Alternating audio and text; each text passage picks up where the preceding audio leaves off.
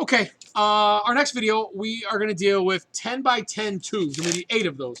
And I know because if I go back to my original sheet here, the second thing on the list says 10 by 10 tubes, 8 of them, and their length of page. Okay, great. So let's go through here, and as quickly as we can, we'll start knocking out some 10 by 10 tubes. So 10 by 10 tubes, we were talking about the document, right? The other thing that's on here is a kind of a layout of what everything should be.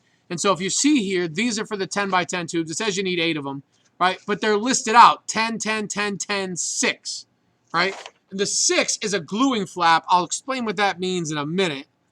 But so what we want to do is we want to go 10, 10, 10, 10, and then 6. And then we'll do the same thing down here in the middle someplace. We're trying to create 3 points so that we make sure we end up with nice straight lines doing that. And one of the things I did not talk about in the last video is that you can only use your T-square on the 2 edges of your board that have the metal. So if you're looking at your drawing board, there are 4 sides to it, obviously, right? There's this here, this side with the metal. You can even see the gleaming of the metal. And then if we look at the top, this side is wood. This side, the metal side, is guaranteed square. The wood side is, an irregular surface, right? So it has the opportunity to put you out of square. So when you're using your T-square, we can square up our manila folder, right, going this way, but it won't work this way, right? Because anything on this side is not staying square. In a more traditional situation where I set you home with nice big triangles, you could go and take your T-square going this way, and then you could put a triangle, I don't have one with me right now, going this way to take care of your vertical lines. But instead, we're making 3 little dots to go up and down, and that's fine. If you do have a triangle, feel free to use it.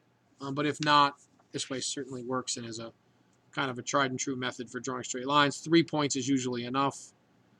You just got to make sure you keep an eye on your measuring. So there's 1.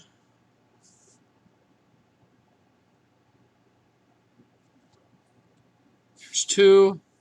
One of the things I would also suggest is not doing what I'm doing. I'm doing this for the camera so that you can see me moving towards the points. But I wouldn't cover up the line that I drew, because what can be helpful is, right, if you did make a mistake, it'll show. Like if I put a line in the wrong spot and then all of a sudden it's kind of like this, you can sort of see it's thin down here, thick down here, that you're making a mistake. I'm just doing it because I want you to see me moving towards my V's. All right, there's my V's. I kind of line all 3 points up with the edge and then draw a line straight up. And then draw a line straight up. And then you're going to cut it out. And so this will be 1 of your 8. So 10 by 10 by 10 by 10 by 6. Again, we talked about the gluing flap, that the 6 is a gluing flap, and I'll explain what that means in a minute. But you're not cutting each one of these strands out. You're only cutting these out as one big unit, right? And I'll show you what to do with it after that. So again, cutting nice and straight goes a long way towards making the best possible pieces. And then what we're going to do next is we're going to score this, right? But I don't want to score it on my drawing board because I'll dent it, right? And so the guy who has to use it after me, or even me, is going to deal with my pencil bumping every time I go and try to draw a line over it. So I'm going to move away here, and I'm going to go back to my plate, my table.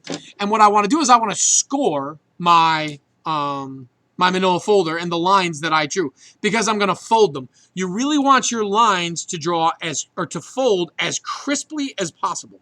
So I am going to just use the edge of my ruler, pushing down hard enough where I'm denting the manila folder, but I'm not piercing it with the ruler, right? We don't want it to cut. Having like really straight, crisp lines really goes a long way towards the performance of your bridge. If you have, when you're folding, like an abnormality, like a bump in it, right, it's going to show up. Same idea.